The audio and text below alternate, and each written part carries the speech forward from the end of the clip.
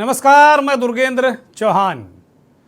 राहुल गांधी 2019 में केरल की वायनाड सीट से लोकसभा में पहुंचे थे और 13 अप्रैल 2019 को कर्नाटक में एक चुनावी रैली में, जो चुनाव से पूर्व, जो चुनाव के दरमियान बल्कि जो रैली थी, उसी में मोदी सरनेम पर विवादित टिप्पणी की थी। और इसी मामले में इसी साल 2023 में 23 मार्च को उन्हें मानहानि का दोषी करार देते हुए गुजरात की अदालत ने 2 साल की सजा सुनाई।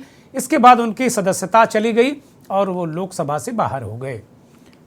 सोमवार यानी आज 137 दिनों के बाद राहुल गांधी की दोबारा संसद में वापसी हुई। राहुल गांधी जब वापस आए तो बहुत कुछ बदल चुका था।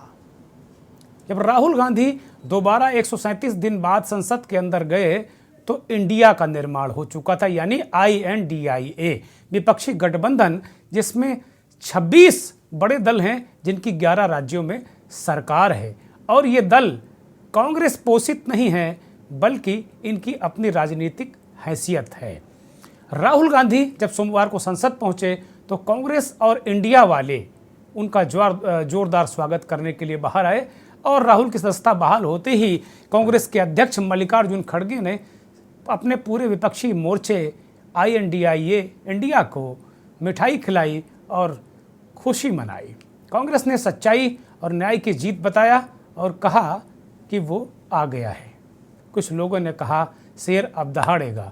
राहुल गांधी की वापसी ऐसे वक्त हुई है जब मोदी सरकार के खिलाफ मणिपुर को लेकर, ये मणिपुर पर जो धारा है, जो अनुच्छेद है 267 के तहत चर्चा न कराए जाने से नाराज विपक्ष ने उनके खिलाफ अविश्वास प्रस्ताव पेश कर दिया है और जिसमें मंगलवार यानी कल से उस पर चर्चा शुरू हो जाएगी। और अविश्वास प्रस्ताव से पहले राहुल गांधी, ये कयास लगाए जा रहे थे कि अविश्वास प्रस्ताव से पहले राहुल गांधी क्या सदन में होंगे। आज राहुल की सदस्यता बहाल होने के बाद अब ये निश्चित हो गया है कि राहुल गांधी सदन में होंगे। और आज सदस्यता बहाल होने के फौरन बाद वो सदन में गए भी, महात्मा गांधी को प्रणाम किया, माल्यार्पण किया उनकी प्रतिमा को, और उसके बाद सदन में प्रवेश राहुल गांधी ने किया। और ये तय हो गया कि जब कल 12 बजे से अविश्वास प्रस्ताव पर चर्चा होगी तो पूरे इंडिया वाले मोर्चे का जो प्रतिनिधित्व राहुल गांधी करने जा रहे हैं। और इंडिया की तरफ से वो मणिपुर को लेकर जो अविश्वास प्रस्ताव प्रस्तुत किया गया है सरकार के खिलाफ, उस पर राहुल गांधी मुख्य वक्ता होंगे। हालांकि 10 अगस्त को प्रधानमंत्री इस पूरे प्रकरण पर जवाब देंगे। मणिपुर पर जो बार बार कहा जा रहा था प्रधानमंत्री सदन में क्यों नहीं बोल रहे हैं, तो 10 अगस्त को यह खबर है कि प्रधानमंत्री जवाब देंगे। दूसरी तरफ उत्तर प्रदेश की विधानसभा में मानसून सत्र से पहले मणिपुर हिंसा, दिल्ली में मणिपुर हिंसा को लेकर अविश्वास प्रस्ताव और चर्चा कल से मानसून सत्र में बहुत कुछ बदला, माहौल बदला, परसेप्शन बदला, नज़ारा बदला, आयाम बदले। 2024 को लेकर जब राहुल गांधी संसद में आए तो बहुत सारी चीज़ें बदल गई, नज़रिया बदल गया देखने का, चुनाव के 2024 का आयाम बदल गए।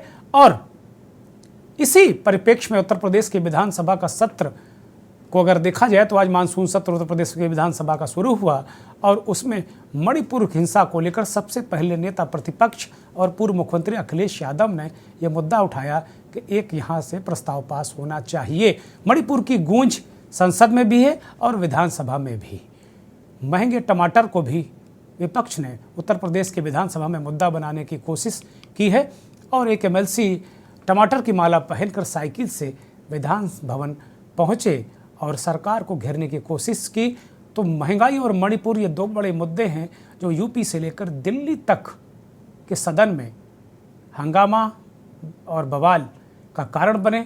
लगातार लोकसभा में भी हंगामा चलता रहा पिछले दिनों और राहुल गांधी के आ जाने के बाद एक तरीके से विपक्ष, जो गठबंधन है विपक्ष का, उसमें एक नई ऊर्जा का संचार देखने को मिला। और इसी ऊर्जा का बहुत सारा मुजाहिरा उत्तर प्रदेश की विधानसभा में देखने को मिला जब नेता प्रतिपक्ष अखिलेश यादव बेहद आक्रामक मोड पर नजर आए। हंगामा हुआ, महंगाई, भ्रष्टाचार, अपराध जैसे मुद्दों के पहले मणिपुर का मुद्दा उठाया गया। ये वही मुद्दे हैं जिन मुद्दों को लेकर 2014 में बीजेपी ने कांग्रेस पर हमला बोला था, लेकिन इस बार कांग्रेस के साथ और 26 भी दल हैं। तो बड़ा सवाल यही कि 2024 के लिए क्या कांग्रेस बीजेपी के खिलाफ वही मुद्दे हथियार बना रही थी जिन हथियारों से कभी वो चुनाव हारी थी? और सबसे बड़ा सवाल कि क्या 2024 को लेकर जो चुनावी लड़ाई होने जा रही है एनडीए और इंडिया के बीच में, क्या उसके आयाम बदल गए हैं? क्या बहुत कुछ चीज़ें बदली नज़र आ रही हैं? 2024 की सत्ता वापसी की लड़ाई एक बार फिर क्या राहुल वर्सेस मोदी होने जा रही है या फिर एनडीए वर्सेस इंडिया होने जा रही है? नज़ारा काफ़ी कुछ बदला है। सवाल यही है कि क्या 24 की हंकार में जो 24 की हुंकार है उसमें एक तरीके से मोर्चेबंदी, पालाबंदी हो चुकी है, और क्या विपक्ष 2024 में मोदी से मुकाबले के लिए पूरी तरह तैयार है? बड़ा सवाल।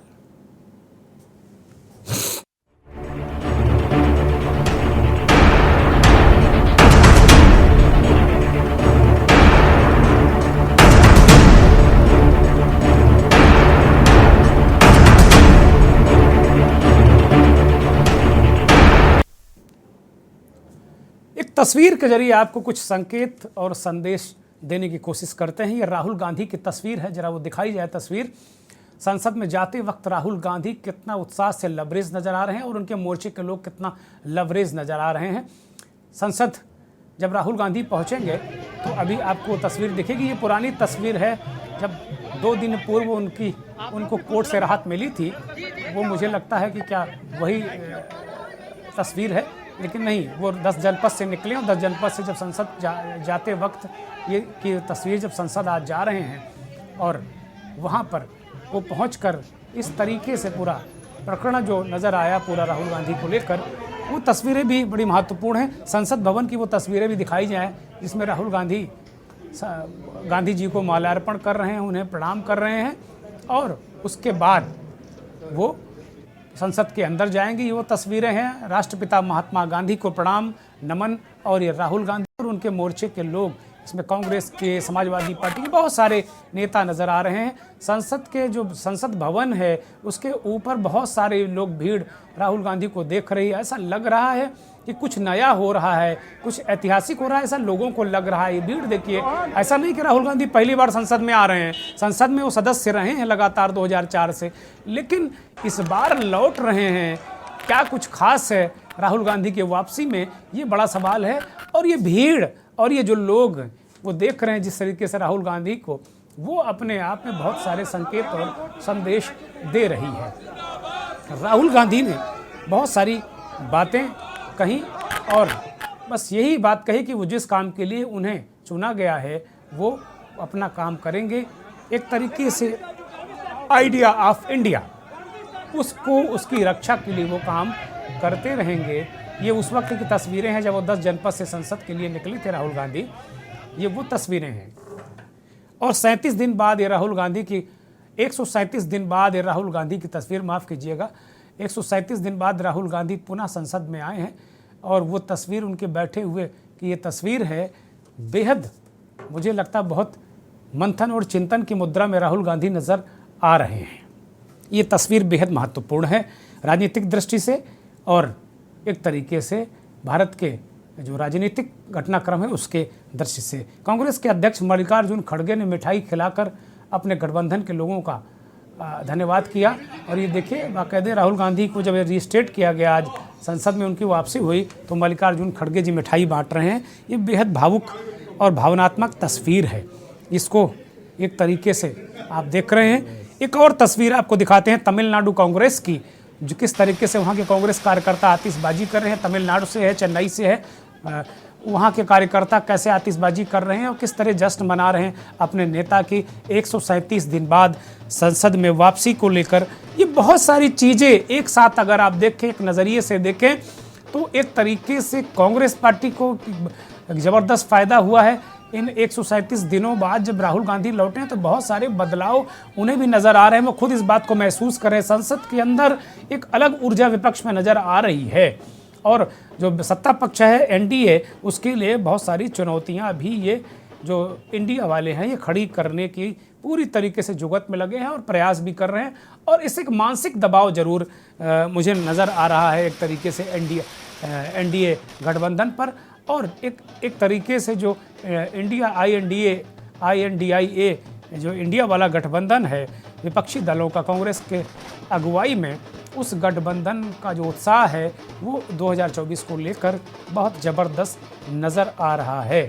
दो बयान आपको सुनाते हैं कांग्रेस की नेता, राष्ट्रीय प्रवक्ता और डिजिटल विंग की इंचार्ज सुप्रिया श्रीनेत और भारतीय जनता पार्टी के सांसद निशिकांत दुबे।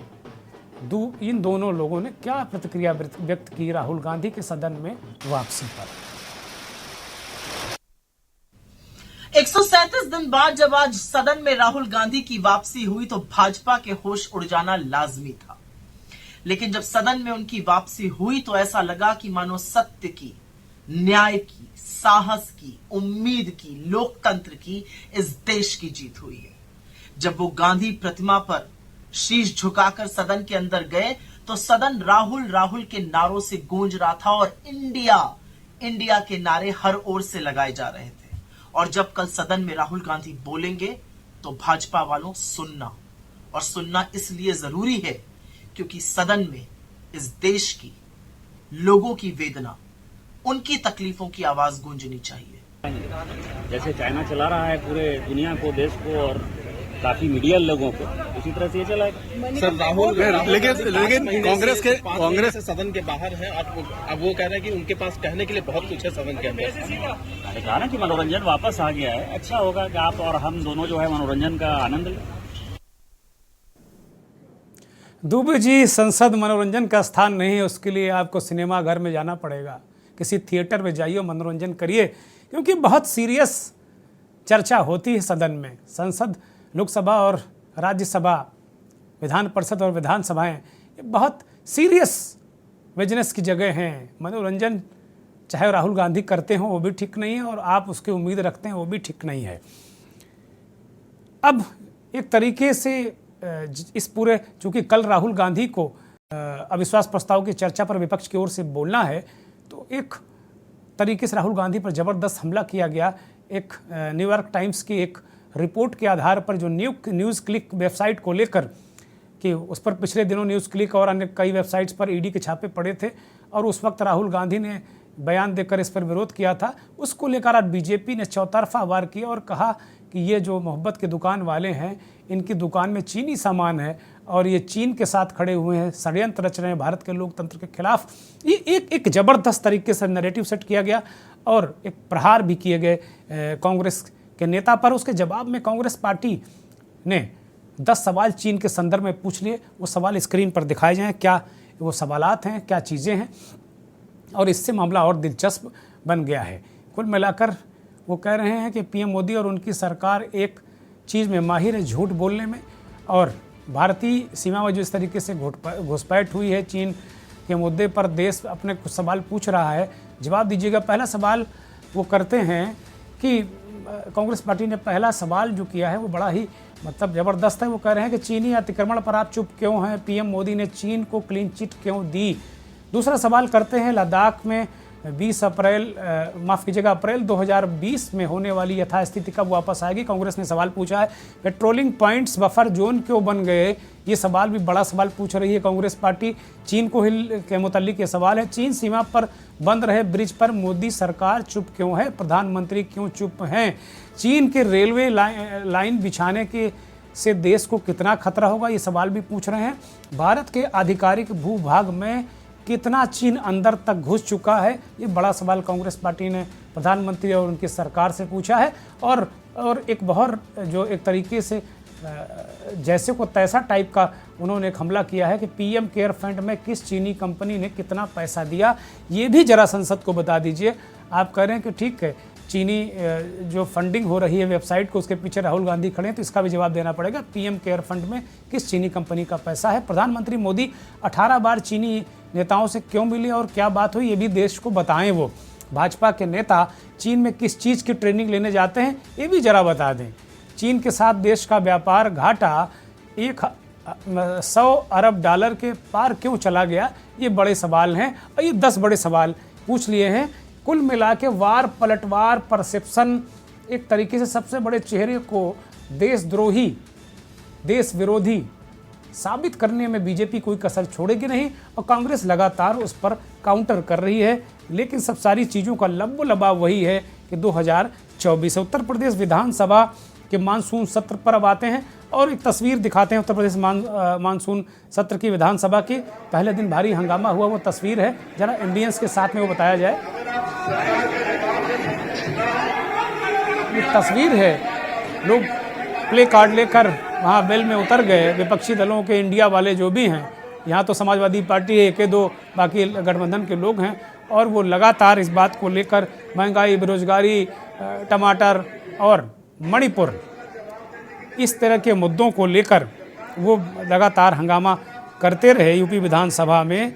और इसके बाद एक समाजवादी पार्टी के एमएलसी, जो टमाटर इस वक्त काफ़ी महंगा हो गया है, 250, 200, 300, 400, मतलब 250 तक तो बिक ही रहा है, 400 तो नहीं लेकिन 250 तक बिक रहा है। बहुत ही थोड़े टमाटर का माला, मतलब माला भी ज़्यादा पूरा तक नहीं इन्होंने पिरोया, क्योंकि काफ़ी टमाटर महंगा है, ये बताने की कोशिश कर रहे हैं। ये कांग्रेस, माफ़ कीजिएगा, ये एमएलसी साहब हैं समाजवादी पार्टी की, आज साइकिल से टमाटर की माला पहन के गले में ये आज विधान भवन पहुँचे थे। टमाटर को भी एक तरीके से मुद्दा विधानसभा में भी रहेगा और मुझे लगता है कि लोकसभा में भी मुद्दा ये बनेगा बाद में, लेकिन अभी पहले विधानसभा और वहाँ दोनों जगह ये एक तरीके से मणिपुर ही मुद्दा रहा है। अब इसी के साथ में कुछ टमाटर को लेकर एक ट्वीट कांग्रेस के नेता शशि थरूर का हम आपको दिखाते हैं स्क्रीन पर।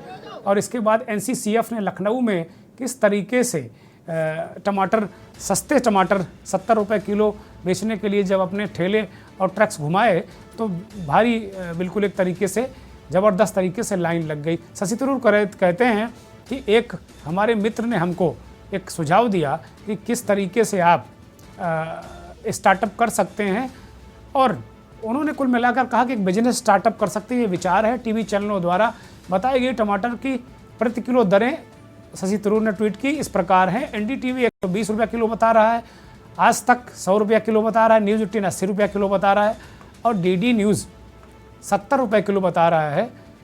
शशि थरूर करेंगे मेरा बिजनेस आइडिया, आइए डीडी न्यूज़ के साथ टमाटर खरीदें और उन्हें एनडीटीवी को बेचें। एक तंज कस रहे हैं, वो करें डीडी से खरीदिए, एनडीटीवी को बेचिए, 30% मुनाफा कमाइए। इशारा है, डीडी न्यूज़ एक तरीके से सरकारी चैनल ही है, नेशनल ब्रॉडकास्टर है, और एनडीटीवी अडानी साहब का चैनल है। शशि थरूर ने एक तंज कसा है इस पर।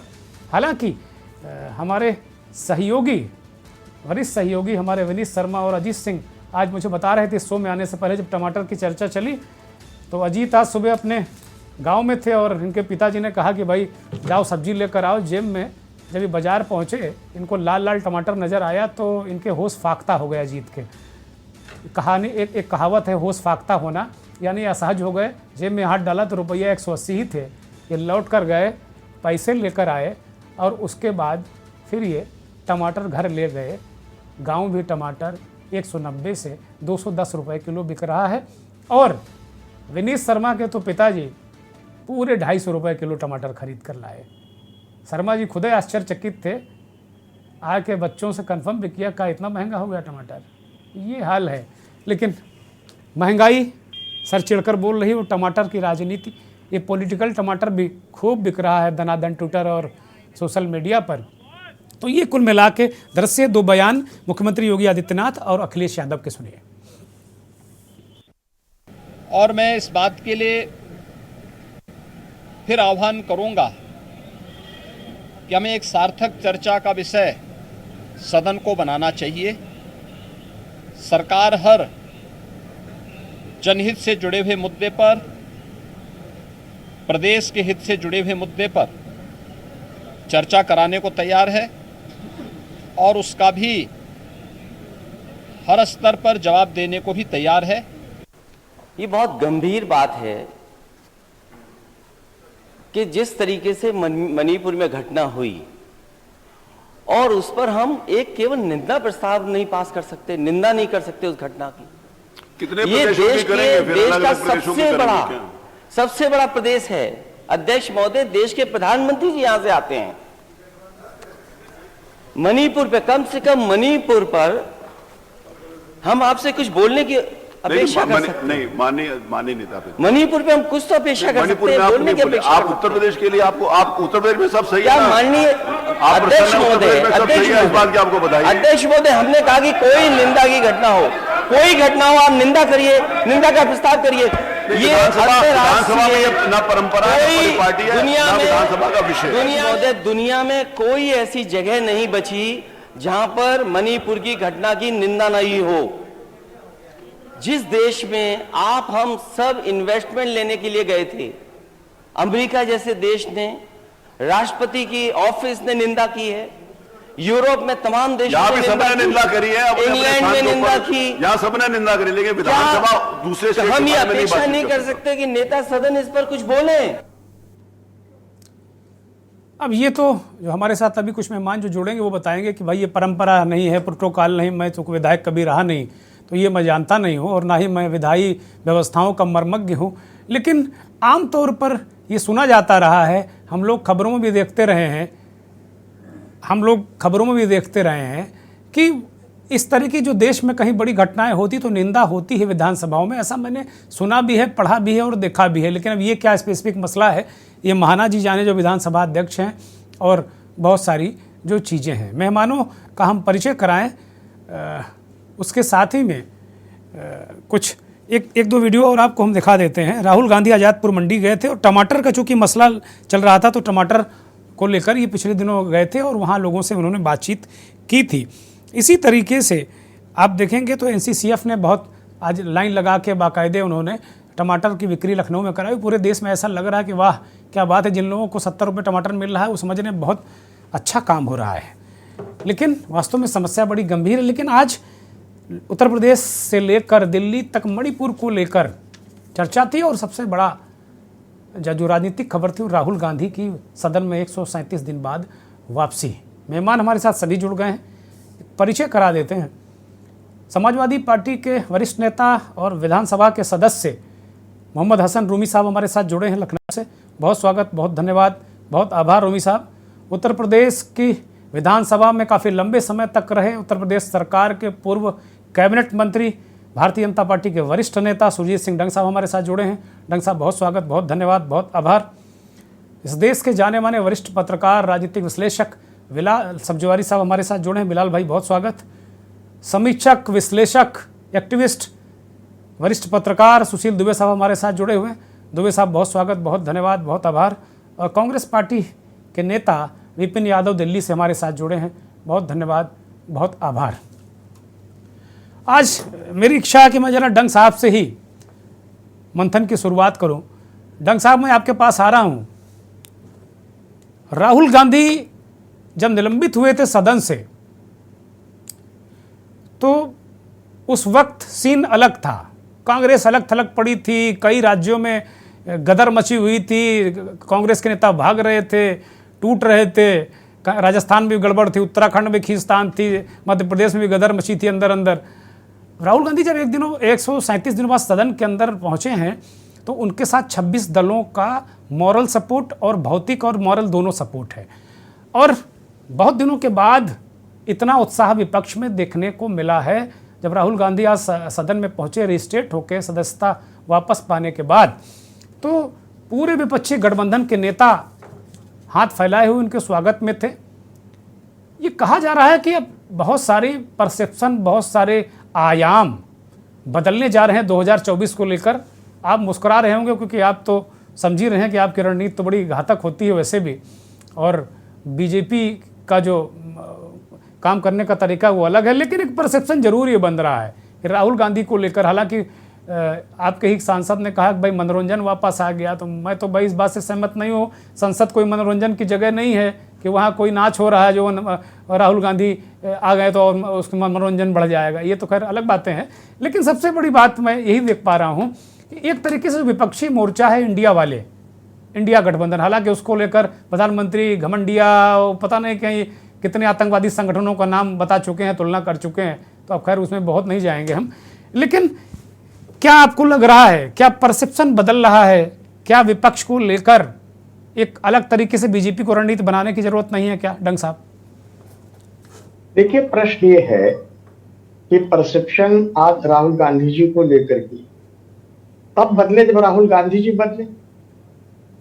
हमारे सांसद ने, दुबे जी ने प्रश्न कहा कि साहब देखिए मनोरंजन, तो आपको स्मरण होगा कि अपनी बात कहने के बाद वेल में से होते हुए प्रधानमंत्री को जाकर के उन्होंने हक करने की कोशिश की। ये मनोरंजन नहीं है तो क्या है? इसके पहले कई घटनाएं हो चुकी हैं और जब जब श्रीमान राहुल जी मुंह खोलते हैं, आप भी देखते होंगे, माने एक नया चुटकुला करके जनता उसको देखती, उनको गंभीरता से कोई लेता। दूसरी बात, राहुल गांधी जी को कोर्ट के आदेश के बाद हटाया गया था। हाई कोर्ट में गए, उसने उनकी याचिका स्वीकार नहीं की। फिर उच्चतम न्यायालय में गए, उसने उनकी याचिका स्वीकार की और तत्काल उनको संसद की सदस्यता दे दी गई। अब इससे बड़ा लोकतंत्र का और क्या परिचय कोई देश दे सकता है? और जब वो लोकतंत्र की बात करते हैं तो मुझे हंसी आती है। अमेरिका जाके उन्होंने गुहार लगाई, भारत में लोकतंत्र खतरे में है, नष्ट हो रहा है। अमेरिका में बैठकर और आप कह रहे हैं कि लोकतंत्र खतरे में है, खत्म हो रहा है, हमारी मदद कीजिए। मैं उनसे, अपने कांग्रेस के मित्रों से भी एक सवाल पूछता हूं। जब इलाहाबाद हाई कोर्ट में जस्टिस सिन्हा ने निर्णय दिया और वो तत्कालीन प्रधानमंत्री जी के विपरीत था, उनके चुनाव को निरस्त कर दिया, क्या उन्होंने कोर्ट के आदेश का पालन किया? आपातकाल लगा के रखा, सारे विपक्ष के दलों को, उनके नेताओं को, सामान्य जनता को, सबको जेल के पीछे डाला। लोकतंत्र की बात करते हैं, लोकतंत्र तब कहां रहता डंग था? साहब, बीजेपी क्या उन्हीं से प्रेरणा लेगी क्या, जिन्होंने ऐसा अत्याचार किया, अनाचार किया, कदाचार किया, उन्हीं से प्रेरणा लेगी क्या? ये दृष्टांत क्यों देते हैं आपके नेता और आप लोग? भाई आप नया भारत बनाइए, जिस नए भारत की बात करते हैं आप, बात इंदिरा गांधी की इमरजेंसी से तुलना करेंगे। बोलिए बोलिए, मैं रोक नहीं रहा हूं, मैंने अपना सवाल ऐड किया, आप बोलिए।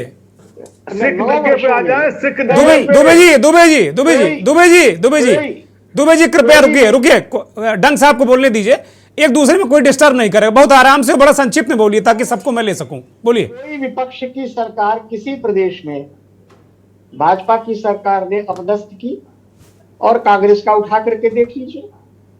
एक जमाना था, अब इससे बड़ा तानाशाही का क्या लक्षण हो सकता है? Indira is India and India is Indira. आज India is Rahul and Rahul is India. इससे बड़ा तानाशाही का लक्षण क्या हो सकता है? लोकतंत्र को अच्छा, उन्होंने कहा क्या कि राहुल इज इंडिया? वो तो कह रहे हैं 26 दलों का मोर्चा है। वो वही पूर्वज है उनके, वही खून है, वही सोच है, वही दिमाग है, वही रुझान है। माहौल बदल चुका है डंग साहब, माहौल बदल चुका है। अब वो कांग्रेस नहीं रही, अब कांग्रेस की वो हैसियत नहीं है कि जैसा उनके पूर्वजों ने वो किया हो। अब बहुत उनके गठबंधन में 11 चीफ मिनिस्टर हैं, राहुल गांधी क्या कर लेंगे? सुन लीजिए। हाँ, तो जहां तक खून की बात है तो गद्दारी का नहीं, मैं आ रहा हूं, मैं बिल्कुल डिस्टर्ब नहीं चाहता हूं कि कोई दूसरे को डिस्टर्ब करे। डॉक्टर साहब कंप्लीट करिए, फिर मैं जाऊंगा कांग्रेस के मित्रों के पास। आप मेरा मूल सवाल का जरा जवाब दे दीजिए, वो गोल गोल हो गया जी।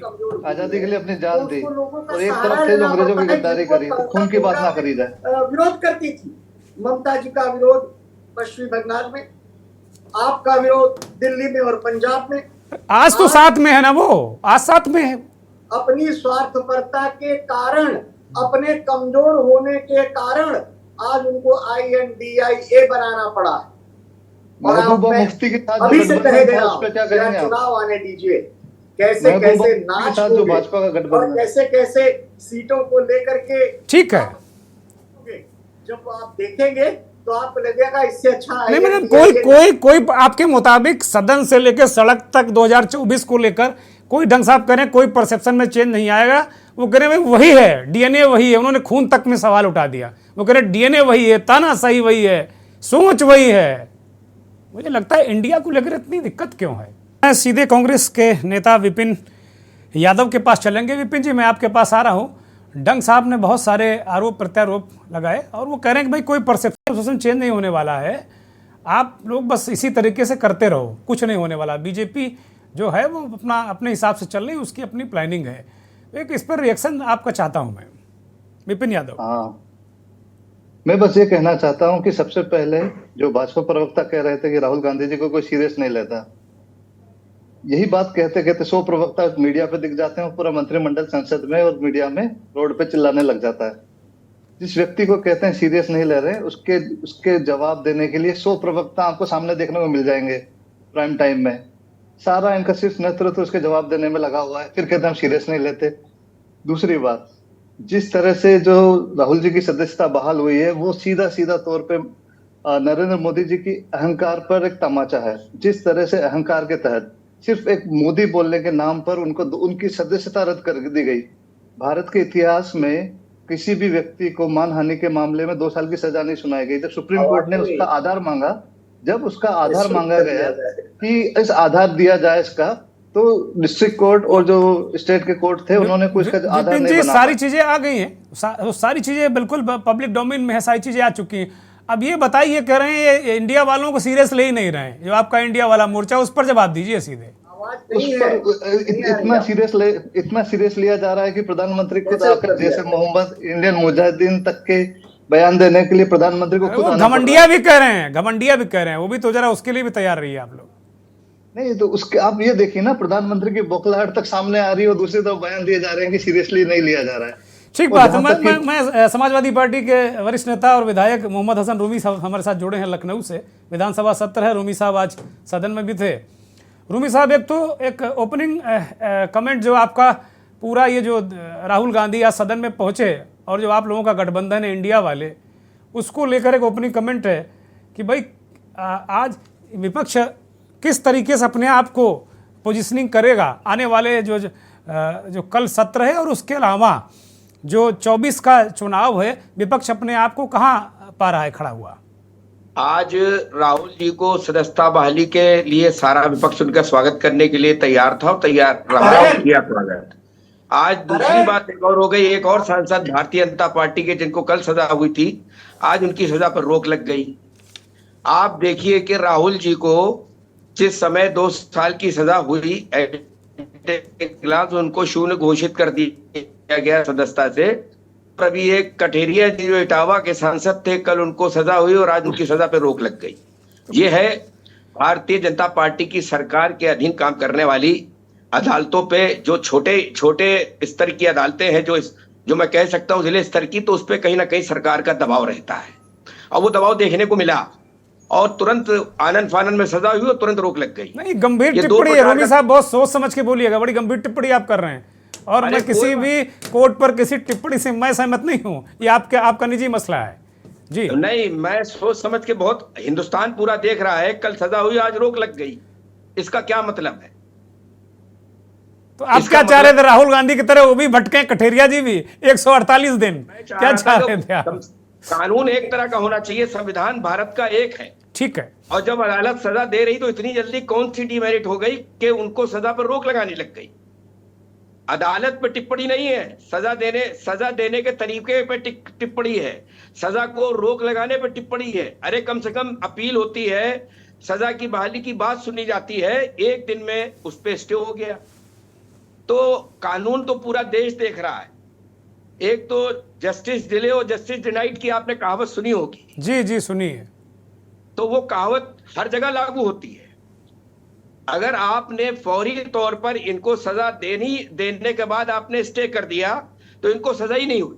अच्छा रूमी साहब, ये एक बात बताओ आप, रूमी साहब एक बात बताओ आप, अब चूंकि जाहिर सी बात जिस तरीके से गाजे बाजे से आप लोगों ने राहुल गांधी का स्वागत किया सदन में, इससे क्या कोई मॉरल बूस्टिंग आप लोगों को हुई है? क्योंकि आपके जो नेता प्रतिपक्ष हैं आज वो भी बहुत बिल्कुल जबरदस्त फॉर्म में नजर आ रहे थे। देखिए, आज हम लोग सदन में टमाटर बेचने के लिए मेरा गला खराब हो गया, आप मेरा गला देख रहे होंगे। हाँ। गाहक कोई आया नहीं। अब की बार 250 पार हम लोग बात कर रहे थे तो गाहक ने कहा कि 250 में टमाटर हम कहाँ खरीदेंगे। हम लोग सदन के अंदर सोच रहे थे कि आज यहाँ पे कोई माननीय सदस्य टमाटर खरीदेगा, तो भारतीय जनता पार्टी के माननीय सदस्यों के पास पैसा नहीं था 250 के टमाटर खरीदने के लिए। तो हम लोग का टमाटर नहीं बिक पाया, इसलिए गला खराब हो गया आज। तो हम लोग दूसरे किसी काम में लग ही नहीं पाए। अच्छा नहीं रूमी साहब, ये इससे जो राहुल की संसद में वापसी हुई है, इसमें 2024 को लेकर जो विपक्षी मोर्चा है उसको किस तरह आप देख रहे हैं? कुछ ताकत बढ़ी है, कुछ फायदा मिलेगा, कुछ लड़ाई बड़ी दिलचस्प होगी, क्या लग रहा है आपको? देखिए, निश्चित रूप में फायदा तो जरूर मिलेगा, 100% फायदा मिलेगा, क्योंकि जिस तरीके से, जिस अहंकार से भारतीय जनता पार्टी की सरकार के लोगों ने राहुल जी की जब सदस्यता गई है, पूरे देश में प्रचार किया, पूरे देश में जोश आया, वो अहंकार उनका आज टूट गया। और निश्चित रूप में टूट गया। मोदी जी भी बड़ा घबराए हुए, पहली बार मोदी जी राहुल गांधी से घबराए हुए दिख रहे हैं। अभी तक नहीं घबराए थे। पहली बात, वो इंडिया में रह के इंडिया की बुराई कर रहे हैं। अब हमें तो बड़ा अफसोस हो रहा है कि पेटेंट किया था भारतीय जनता पार्टी वालों ने देशभक्ति का, आज तो लगता है कि देशभक्ति की पटरी से उतर गए, इंडिया का मजाक उड़ा रहे हैं, कभी कुछ कह रहे हैं, कभी कुछ कह रहे हैं। तो ये भी एक बड़ी गंभीर बात है। दबाव में है, क्या हो गए, लेकिन हाँ, चर्चा जरूर हो। हर मीटिंग में अपनी आप लोगों की चर्चा करते हैं, आप लोगों का बड़ा सम्मान करते हैं, इसलिए चर्चा करते हैं वो। मैं बिलाल सब्जवारी साहब के पास जाऊंगा। बिलाल भाई, ये जो पूरा राहुल गांधी जिस तरीके से आज बिल्कुल जननायक और युवराज, मतलब युवराज तो खैर बीजेपी वाले कहते हैं, मैं नहीं कहता हूं उनको, लेकिन जननायक की तरह, लोकनायक की तरह उनको जो एक तरीके से गाजे बाजे के साथ में सदन में उनकी वापसी हुई है, इसको लेकर 2024 का जो रण है, क्या स्थिति, क्या परिस्थिति, कुछ आयाम बदलते नजर आ रहे हैं, कोई परसेप्शन बदलता नजर आ रहा है, क्या लग रहा है आपको? देखिए, विपक्ष का जो गठबंधन है उसमें कांग्रेस उसके केंद्र बिंदु में, और उस कांग्रेस पार्टी के एक प्रमुख चेहरा है राहुल गांधी। तो यकीनन विपक्ष दलों का, खासतौर से कांग्रेसियों का, राहुल का स्वागत तो स्वाभाविक है।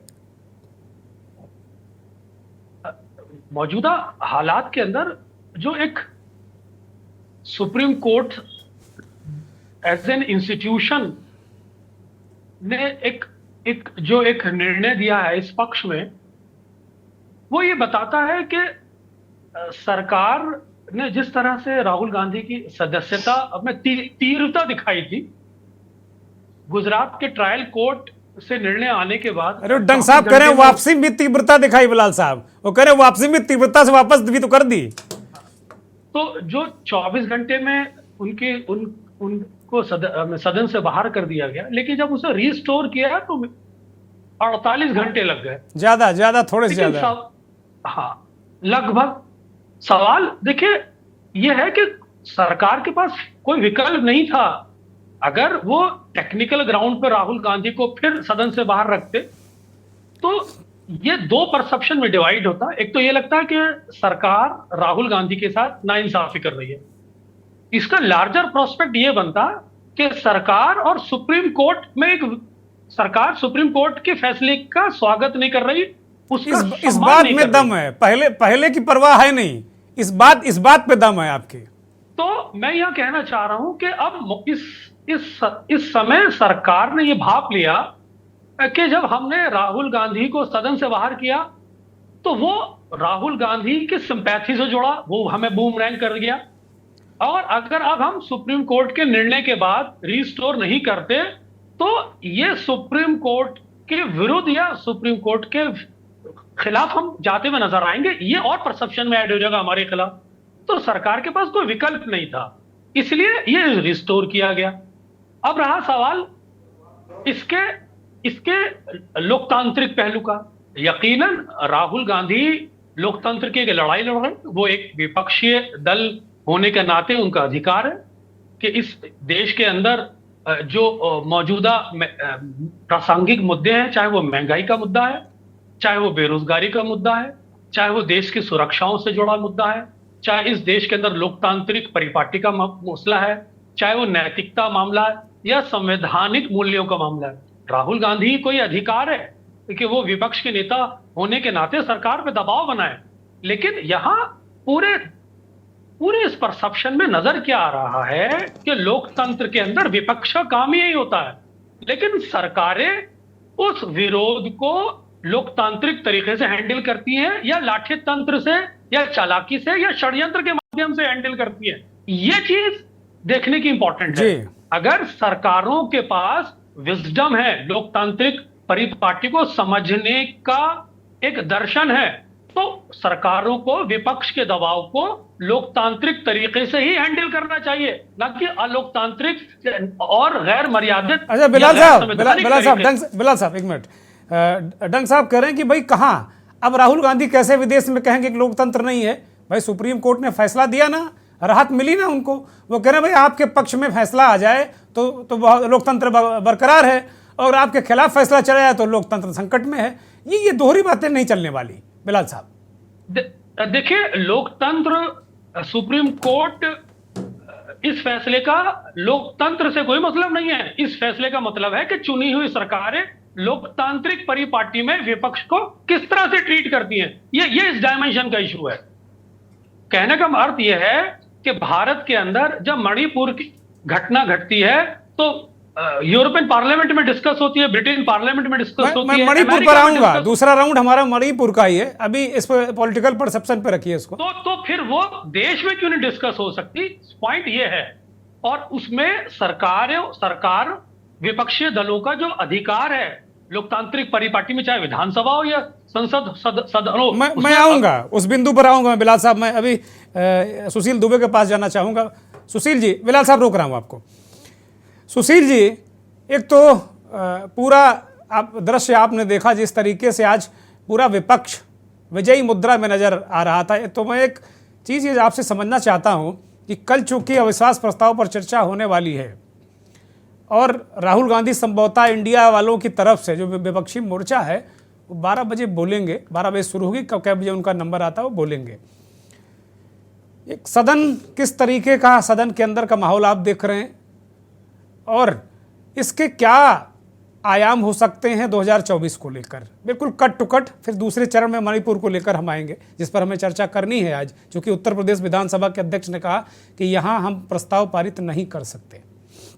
कट टू कट ये है दुर्गेंद्र भाई जी बड़े चैनल पर कि जो लंका कांड 11 अगस्त 19 में शुरू हुआ था बेल्लारी कर्नाटक में, तो लंका कांड 24 जून, 27 जुलाई और 4 अगस्त को आके सुंदरकांड के रूप में बंद हो गया ये आज जी। 4 अगस्त की, और वो भी सुंदरकांड क्यों हुआ? अगर गुजरात मॉडल ना होता, ये आभार व्यक्त करना चाहिए पूरे एनडीए को और राहुल गांधी को, सबको, पूरे जो भी संविधान और न्याय की बात करते हैं उनको आभार और मुबारक देनी चाहिए। तो बीजेपी के गुजरात मॉडल ने घूम घूम के अरे कहीं ऐसा होता है कि ट्रायल कोर्ट भी वही करे, रिवीजन कोर्ट भी वही करे और अपीली कोर्ट भी वही करे। ये कोई हिंदुस्तान राष्ट्रद्रोह का केस तो था नहीं, ना हिंदू राष्ट्र के बंटने और बंटवारे का कोई पाकिस्तान और हिंदुस्तान का केस था। सिंपल सा केस था जहां पर 13,000 मोदी है ही नहीं, जहां पर जो विक्टिम वो है ही नहीं जो उससे प्रभावित हो। तो ये सुंदरकांड के लिए बधाई हो एनडीए। अब दूसरी बात देखिए, अब मुझे नहीं पता कि सोना, आलू से सोना कन्नौज में कब निकला, कहाँ निकला, कैसे निकला, मुझे नहीं पता। मुझे ये भी नहीं पता कि कौन सा स्टेशन था वो दुनिया का या हिंदुस्तान का जिसमें चाय बेची जाती थी छीके पे लेके, मुझे वो भी नहीं पता। मुझे ये भी नहीं पता कि कब भिक्षा मांगी गई, ये सब चीजें मुझे, हम लोगों को किसी को नहीं पता। मुझे लगता है कि इतना बड़ा चैनल है वर्ल्ड का, के न्यूज को भी नहीं पता होगा कि आलू सोना कब निकला, किसने निकाला, या चाय कब बेची गई। आज तक मैंने चाय का, तो वो मैं डिग्री विग्री की बात नहीं करता। तो ये परसेप्शन एक बन जाता है। और बात और भी है, बहुत बिल्कुल क्लियर बात कर रहा हूं, एकदम जो आपने मेरा परिचय दिया उसी हिसाब से बात कर रहा हूं। डीएनए भी कुछ होता है, डीएनए भी, ये ऐसा नहीं है 3 पीएम का डीएनए है ये कोई ऐसा नहीं है कि मुझे नहीं पता कि मेरी डिग्री क्या है, मैंने क्या बेचा हो, क्या गैस बनाई हो, क्या बनाया। ये वक्त है दुर्गेंद्र जी, ये वक्त बता रहा है। वरना ये आदमी जो पप्पू बन गया था देश का, हम भी पप्पू मानते थे, माफ कीजिएगा, हम भी पप्पू मानने लगे थे। हम भी मानने लगे कि कहीं ना कहीं कुछ कमी है, कुछ दिक्कत है, पूरा देश मानने लगा था। और जिम्मेदारी से बड़े बड़े लोग सोचने लगे कि राहुल गांधी कर क्या रहे हैं, बाहें चढ़ाते रहते हैं, हारते रहते हैं, अजीब की स्थिति है। वो राहुल गांधी चलते चलते पप्पू, इटली वाला गांधी पप्पू, राहुल इटली गांधी पप्पू आज की तारीख में 4000 किलोमीटर चल के ये हाल कर दिया है।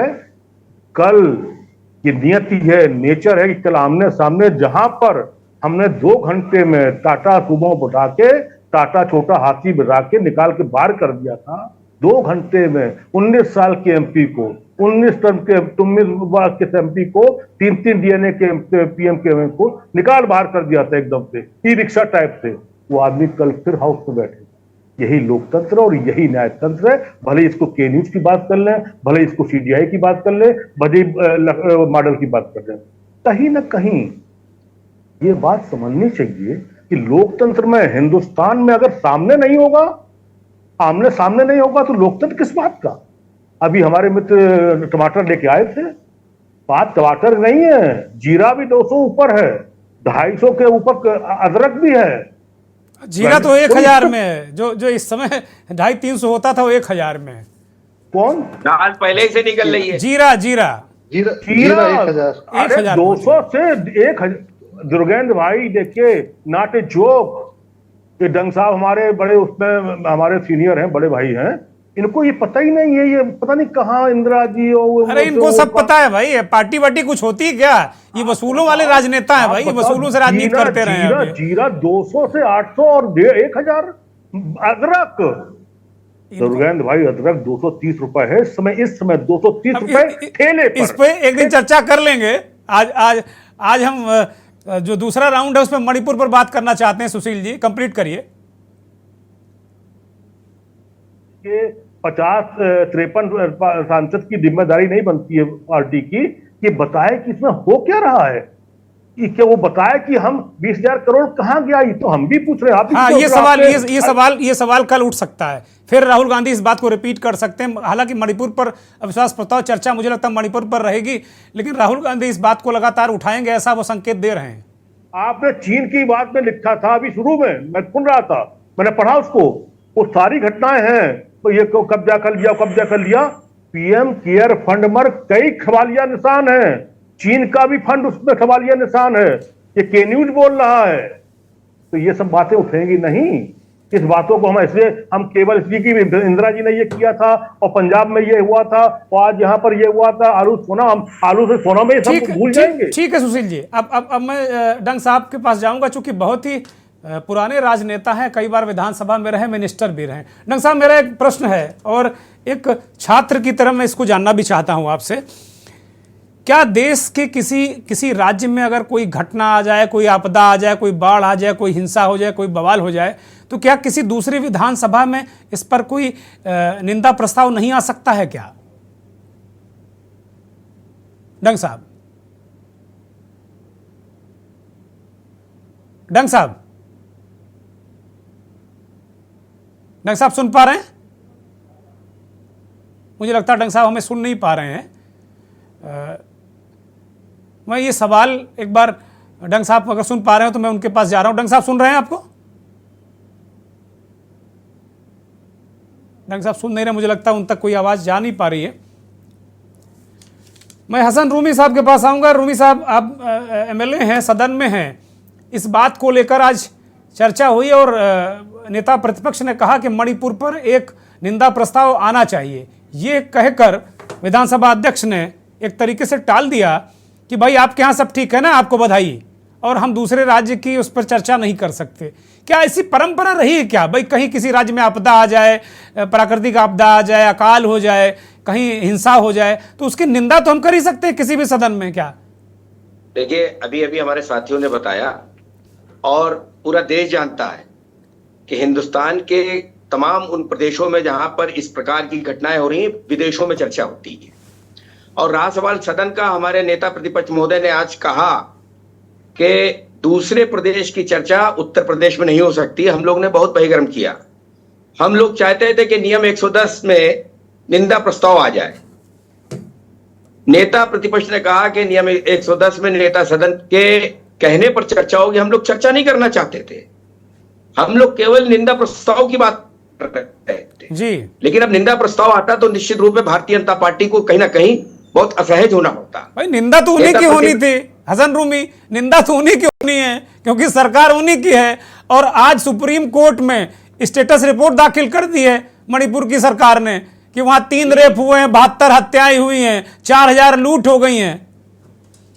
तो निंदा प्रस्ताव अगर लाते नेता प्रतिपक्ष तो कहीं ना कहीं भारतीय जनता पार्टी असहज होती। उनकी भी अपनी विचारों की जिम्मेदारी है, क्योंकि वो भी भारतीय जनता पार्टी के पहले विधायक है, फिर नेता प्रतिपक्ष नेता सदन हुए, वो विधानसभा अध्यक्ष हुए। तो निंदा प्रस्ताव तो आ सकता था। बड़ी कोशिश की हम लोग ने केवल निंदा प्रस्ताव आ जाए, क्योंकि पूरे देश में मणिपुर की घटना लगातार जारी है। हर रोज कहीं ना कहीं कोई ना कोई घटना हो रही है। आज तमाम हथियार चोरी हुए, लगातार कोई ना कोई घटना हो रही है। अभी मणिपुर की आग बुझी नहीं थी कि नू और मेवात में शुरू हो गई। इस तरीके की परिपाटी पूरे प्रदेशों में शुरू हो गई है कि गोली मारता है कोई चलते चलते ट्रेन में, सिर्फ शक्ल देख के मुसलमान लग रहा है, लेकिन हम सलाम करेंगे ऐसे बहुसंख्यक भाइयों को जो अभी हिंदुस्तान के अंदर उन लोग का इकबाल बुलंद है।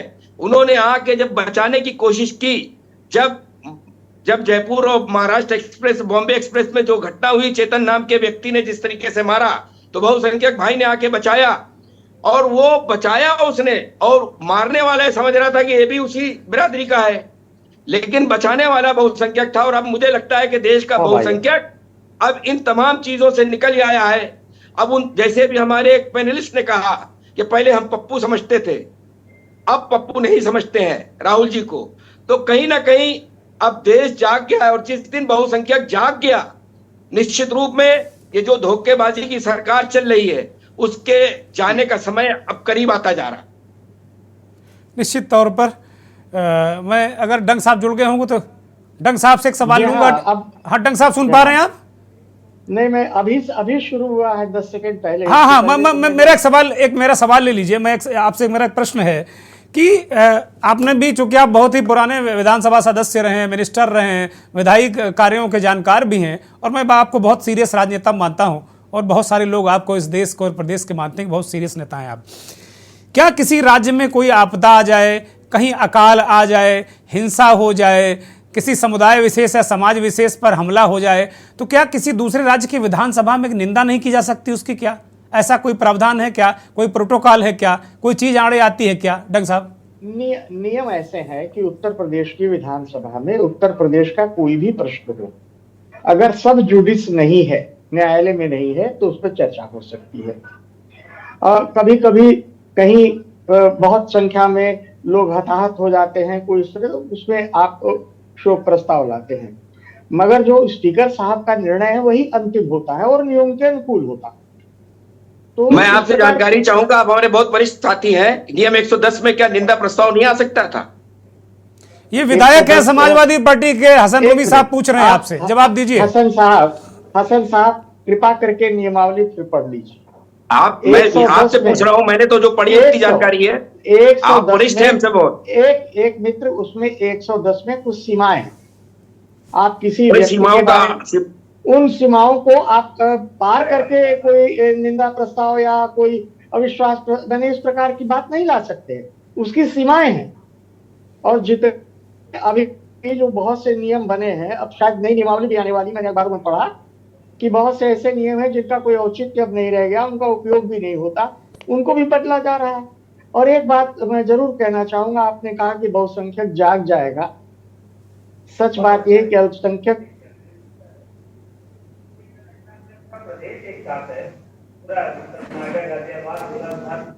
आपकी आवाज आपकी जाग जाएगा।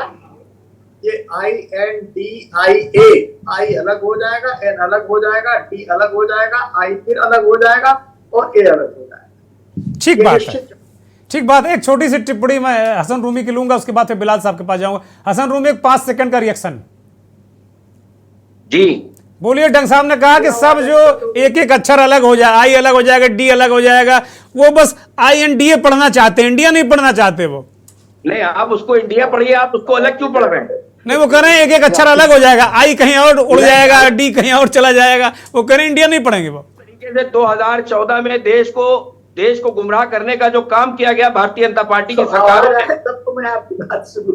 भारतीय जनता पार्टी की सरकार ने 2014 में हिंदुस्तान को जिस तरीके से बांटने की जो परिपाटी शुरू की थी, क्या बोल रहे हैं, उस परिपाटी से वापसी हो रही है और ठीक लोगों बात को है। समझ में आने लगा है कि ठीक बात हमारा है। देश ठीक बात है। बहुसंख्यक हमारे साथ खड़ा है।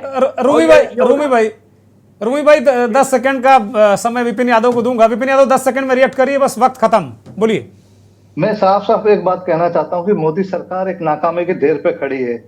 चीन का मुद्दा हुआ, बेरोजगारी का मुद्दा हुआ, महंगाई का मुद्दा हुआ, मणिपुर हुआ, हरियाणा हुआ या मुंबई ट्रेन का जो मुद्दा है, ये महंगाई, ये एक विफलता के ढेर पे खड़ी है जिसको बचाया जा रहा है सिर्फ सीमा सचिन के मुद्दों से, अंजू के मुद्दों से। ठीक है, इनके पास कोई आधार नहीं है, कोई कहने को कोई बात नहीं है। ठीक बात है। जिस तरह से इंडिया के टुकड़े इन्होंने किए हैं, असली में INDIA जो टुकड़े करके कह रहे थे, असली टुकड़े गैंग होने का सबूत इन्होंने दे दिया है। बिलाल साहब ठीक है, विपिन यादव आपकी बात आ गई। बिलाल साहब एक सूक्ष्म टिप्पणी आपसे बताइए। मैं इस पूरी परिचर्चा पे चाहते हैं या कोई पर्टिकुलर सवाल है? नहीं, पूरी परिचर्चा पे एक सूक्ष्म टिप्पणी, फिर दुबे जी के पास जाऊंगा मैं बस यही कहना चाहूंगा दुर्गेंद्र जी कि राजनीतिक परिस्थितियों जो मौजूदा समय में जो पॉलिटिकल डिस्कोर्स है, उस पॉलिटिकल डिस्कोर्स पे जिस तरह से मुद्दे प्रासंगिक हुए थे, उस पॉलिटिकल डिस्कोर्स में जिस तरह से संवैधानिक मूल्य प्रासंगिक हुए थे, उस पूरे पॉलिटिकल डिस्कोर्स को मौजूदा सरकार की शय के साथ एक सांप्रदायिक विचारधारा ने उस पॉलिटिकल डिस्कोर्स से खींचकर दोबारा उसे हिंदू मुस्लिम पे लाने की कोशिश की है, जिसको देश का नागरिक बहुत अच्छी तरह समझ रहा है। ठीक बात। सुशील दुबे जी एक फाइनल कमेंट छोटा सा, क्योंकि वक्त बिल्कुल खत्म हो चुका है।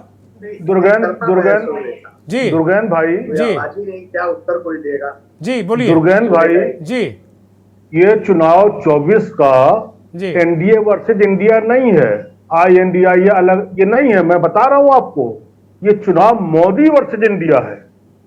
NDA कोई मतलब ही नहीं है। वो शिवसेना और अजीत पवार थोड़ी वो एक देश में वो चुनाव है।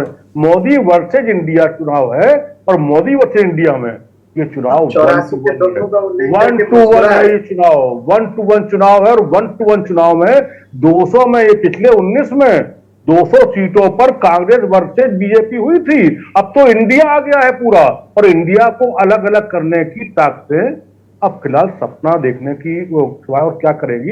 इंडिया को कोई अलग INDIA को अलग अलग नहीं कर। बहुत शुक्रिया, बहुत शुक्रिया। बिल्कुल वक्त इजाजत नहीं देता। बहुत धन्यवाद दुबे जी, बहुत धन्यवाद रूमी साहब, सुरजीत साहब बहुत बहुत धन्यवाद, बिलाल भाई बहुत धन्यवाद, बहुत बहुत धन्यवाद, बहुत बहुत आभार उन तमाम दर्शकों का जो हमसे जुड़े और हमारे इस खास कार्यक्रम मंथन को उन्होंने देखा और हमेशा देखते हैं।